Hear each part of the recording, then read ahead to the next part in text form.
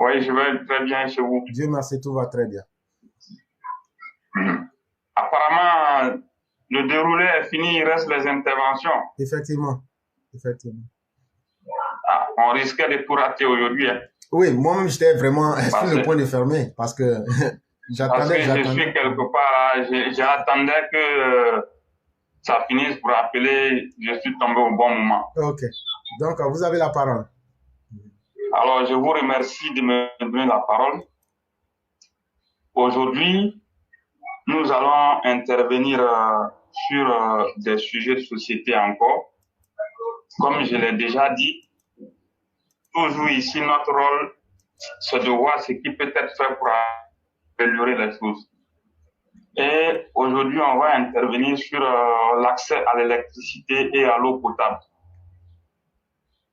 Alors, il faut déjà préciser que quand on prend du côté de l'électricité, la dernière fois, je l'ai déjà dit ici, aujourd'hui, la Côte d'Ivoire, en ce qui concerne la puissance installée, les barrages hydroélectriques avec les centrales thermiques et les centrales à biomasse et solaire qui sont en projet, installé, va produire un peu plus de 2400 mégawatts. Lorsque le président de la République il arrivait au pouvoir, il faut déjà préciser qu'en ce moment-là, on était autour de 1000 mégawatts. Donc aujourd'hui, si on a à 2400 mégawatts, c'est déjà une excellente nouvelle. Parce que avec une telle puissance, ça va non seulement couvrir les besoins, mais ça peut permettre de relancer ce qu'on va appeler une révolution industrielle dans les années à venir, si et seulement si le rythme de production électrique actuel est aussi maintenu. Au-delà de la production, il faut dire qu'en ce qui concerne le réseau haute tension, le réseau haute tension a été renforcé à travers plusieurs projets. Et ce constat, moi-même, j'ai pu le faire. J'ai pu constater à travers des projets que j'ai vus de mes propres yeux un peu partout dans le pays, des constructions de lignes électriques haute tension. Après cela, pour que les consommateurs, les populations puissent avoir l'électricité, vous savez, il y a la haute tension, il y a la moyenne tension, il y a la basse tension. Donc, au niveau de la distribution, ça relève des compétences de la CIE. Centaines de milliers de nouvelles connexions au réseau électrique sur toute l'étendue du territoire. Donc, ce qui veut dire qu'il y a des nouveaux abonnements. Les gens, il fallait beaucoup plus de compteurs électriques. Et vous allez vous rendre compte qu'aussi, les nouvelles constructions, il y en a eu beaucoup ces dernières années, un peu partout dans le pays. Donc, fort de cela, on peut déjà conclure que la demande est en très forte croissance. Donc, malgré tous les travaux qui se font, à savoir la production à travers les centrales, le réseau haute tension, et puis même le réseau des moyennes et basses tensions. Après, il faut des compteurs. S'il n'y a pas de compteur, on ne peut pas avoir un abonnement et avoir l'électricité à la maison. Mais la forte demande fait que il y a toujours des problèmes pour pouvoir avoir l'électricité à la maison pour beaucoup. Et vous allez vous rendre compte que parfois, il y a des habitations où les gens, ils s'associent sur un seul compteur. Ça continue malheureusement parce que les gens, ils ont besoin d'électricité. Donc aujourd'hui, ce sur quoi nous voulons nous appesantir, on ne va pas être là toujours en train de dire il faut que le gouvernement, oui, le gouvernement fait sa part. Mais cette fois-ci, nous allons insister pour que la compagnie ivoirienne d'électricité joue son rôle.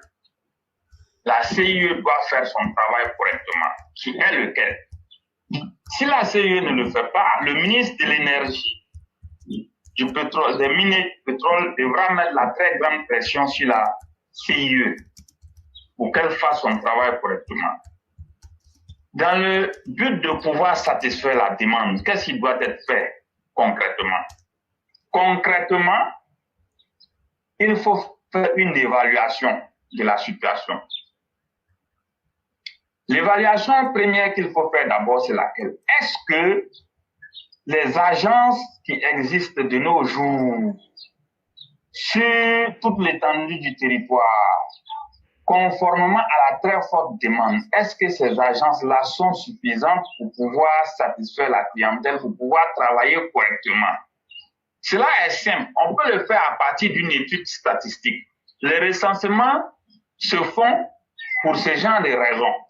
Le recensement général de l'habitat et de la population qui a été fait récemment, ce recensement peut permettre de comprendre beaucoup de choses. Si en 2010, je prends un exemple simple, on avait une agence CIE dans une ville de Korogo pour peut-être, on va dire, un peu plus de 200 000 habitants. C'est un exemple, je prends. Hein. Aujourd'hui, si on est à 300 000 habitants, par exemple, est-ce que la même agence, avec le même personnel, peut continuer d'être efficace et de satisfaire correctement la demande? Il y a un souci d'efficacité. Il y a un souci là. Donc, qu'est-ce qu'il faut faire? À partir de là, il est très clair qu'il faut construire une seconde agence pour pouvoir servir correctement la clientèle. Donc, une première évaluation, c'est de voir si les agences qui existent déjà sont en mesure d'être efficaces, de travailler correctement pour satisfaire la demande. À travers des études statistiques, à travers le recensement de la population, on peut le savoir très simplement. Et si ce n'est pas le cas, c'est assez simple, il faudra construire des agences secondaires.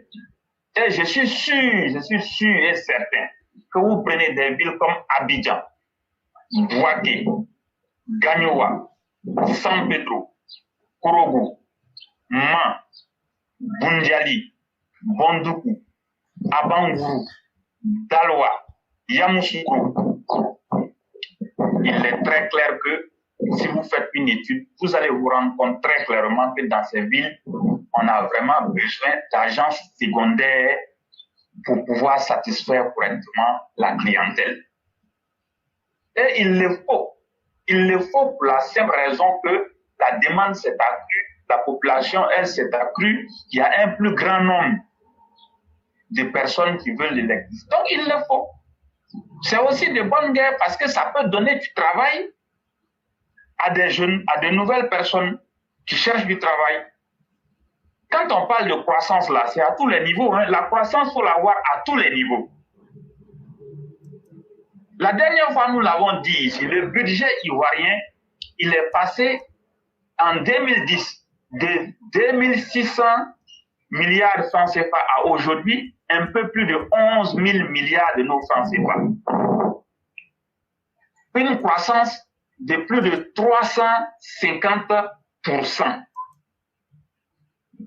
Donc, il est clair s'il y a eu croissance à ce niveau-là.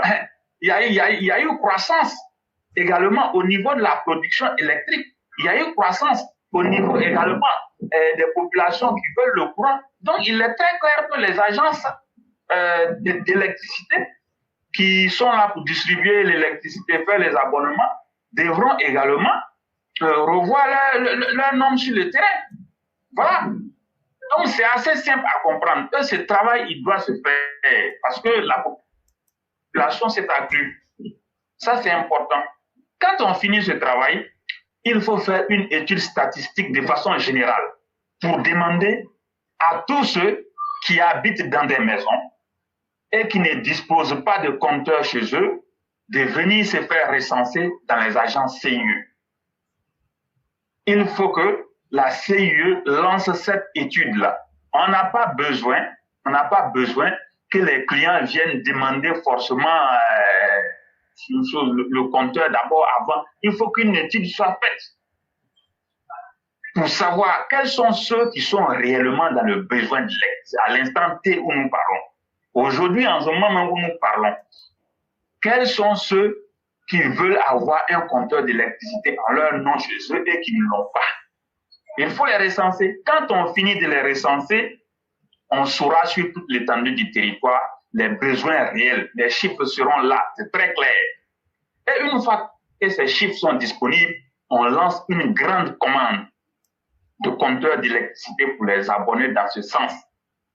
Et qu'est-ce qu'on fait? Si le nombre est connu, on majore le nombre qui est connu de 30%. Par exemple, si après étude, on se rend compte qu'on a besoin d'1 million de compteurs d'électricité, ce qu'il faut faire tout simplement, il faut commander 1 300 000 compteurs d'électricité à titre préventif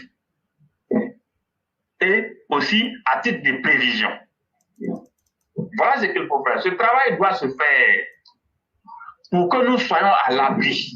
Parce qu'aujourd'hui, avec la production que nous voyons, on ne peut pas venir nous dire encore que, on ne peut pas venir nous dire que il y a des citoyens ou bien il y a des habitations qui manquent d'électricité. Non, mais malheureusement, vous allez voir que c'est encore un constat. Le courant est là, mais bon, pour avoir le compteur, c'est un problème. Donc, il faut que ce travail se fasse pour vraiment satisfaire la demande. C'est très important. Au niveau de l'eau potable, je l'ai dit également, il y a des grands travaux en cours un peu partout, des grands travaux de construction de stations de traitement d'eau, des châteaux d'eau, de construction de réseaux, de distribution d'eau, de grandes pipelines qui se construisent. J'en ai vu. C'est un bon travail. Il y a le réseau qui est en train de s'étendre également. Le réseau de distribution d'eau est en train de s'étendre également un peu partout, sur toute l'étendue du territoire. Ça aussi, c'est une bonne nouvelle. Mais la réalité sur le terrain est que vous allez vous rendre compte que beaucoup de populations ou bien de propriétaires de maisons n'ont pas de compteur d'eau en leur nom. Ça aussi, c'est un problème. Parce que même si le réseau de distribution d'eau il est disponible et que je n'ai pas un compteur chez moi, je n'ai toujours pas accès à l'eau potable. Donc, pour résoudre ce problème également, c'est la même chose que je viens de dire. Vous allez vous rendre compte que la population s'est accrue. Je connais un quartier où il a fallu que les gens se révoltent. Les gens n'ayant pas l'eau, ils étaient obligés d'avoir recours à des gens qui vendaient l'eau parallèlement. Et finalement, qu'est-ce qui va se passer? Un bon matin, la gendarmerie est venue pour mettre aux arrêts ceux qui vendaient l'eau. Les gens, ils n'ont pas d'eau. Il n'y a pas de compteur d'eau. Le réseau de distribution, il est là, mais on ne donne pas les compteurs.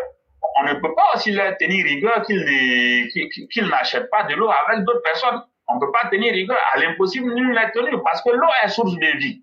Mais on ne peut pas aussi encourager la fraude.